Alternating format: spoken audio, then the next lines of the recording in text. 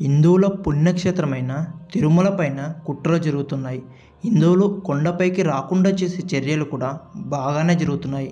ఇప్పుడు ఈ పుణ్యక్షేత్రమైన తిరుమల దేవస్థానానికి ఒక సాధారణ మధ్యతరగతి కుటుంబం రావడానికి చాలా భయపడుతుంది.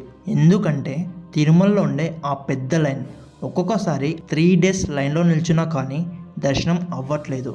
ఆ లైన్లో నిల్చున్న వాళ్ళకి ఒక నరకం అంటే ఏందో కనిపిస్తుంది. తిరుమలకి నడకదారిన నడిచి వచ్చేటప్పుడు చిరుతపులి అటాక్ చేసి చంపేస్తుంటే గవర్నమెంట్ ఏర్పాటు చేసిన బాధ్యత చర్యలు ఏందో చెప్పనా, ఒక ఊతకర్ర ఇవ్వడం. ఇది వినడానికి ఎంత కామెడీగా ఉందంటే ఆ ఊతకర్రతో చిరుతపులిని ఎలాగా డిఫెండ్ చేస్తారు చెప్పండి. సో దీనికి గవర్నమెంట్కి సంబంధం ఏంటంటే ఉంది, దీనికి గవర్నమెంట్కే సంబంధం ఉంది.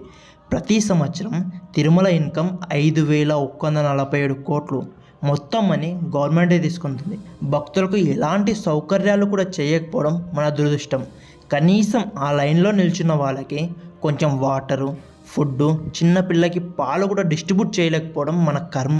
ఆ చిరుతపులి చంపేస్తుంటే వాళ్ళకు ఊతకర్రలు ఇచ్చే బదులు కనీసం ఒక ఫెన్సింగ్ వేసి ఆ చిరుతపుల నుండి భక్తుల్ని కాపాడుకోవడం కనీస బాధ్యత, అది కూడా చేయలేకపోతుంది మన గవర్నమెంట్. ప్రతి సంవత్సరం 5,147 కోట్లు తీసుకొని కనీస సదుపాయాలు కూడా చేయకపోతే ఎలా చెప్పండి. ఈ టెంపుల్కి జనాలు ఎలా వస్తారు, భక్తులు ఎలా వస్తారు?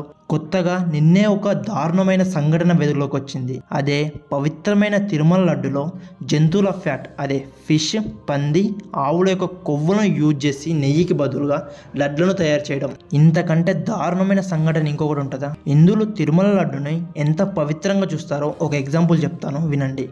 మా చుట్టాల్లో ఎవరో తిరుపతికి పోతే మా డాడీ ఫోన్ చేసి మరీ తిరుమల లడ్డుని తెప్పించాడు. నేను మా చుట్టాలింటికి వెళ్ళి ఆ లడ్డులను తీసుకొచ్చి ఇంటి దగ్గర పూజ చేసి మేము తిని మా పక్కింటి వాళ్ళకు కూడా ఇచ్చాం. అంత పవిత్రంగా చూస్తాం. ఆ లడ్డును తినడానికి అంత కష్టపడతాం. జీవితంలో ఒక్కసారైనా తిరుమల లడ్డును తినాలనుకుంటాం. అలాంటి పవిత్రమైన లడ్డుని నెయ్యికి బదులుగా జంతువుల కొవ్వు వేసి అపవిత్రం చేస్తున్నారు.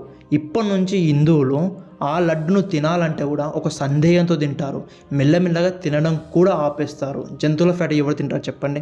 ఇలా చాలా కారణాల వల్ల ఒక మధ్యతరగతి కుటుంబం తిరుమలకి వెళ్ళట్లేదు. ఇంకా కొన్ని రోజులైతే లడ్డు తినడం కూడా ఆపేస్తారు. ఇలాగే కంటిన్యూ అవుతాయి.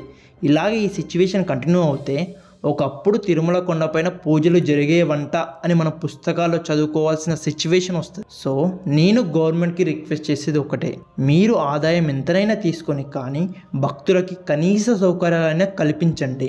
అలాగైతేనే భక్తులు తిరుమల కొండపైకి వస్తారు, లేకపోతే మెల్లమెల్లగా రావడం బంద్ చేస్తారు. ఇది fact, reality. So that's the video guys. ఈ వీడియో పైన మీ అభిప్రాయం ఏంది కామెంట్ చెప్పండి. అలాగే ఒకప్పుడు తిరుమల కొండపైన ఒక famous and powerful leader church కడదాం అనుకున్నాంట. ఆ లీడర్ ఎవరో తెలిస్తే కామెంట్ చేయండి. ఈ వీడియో పైన మీ అభిప్రాయం కూడా కామెంట్ చేసి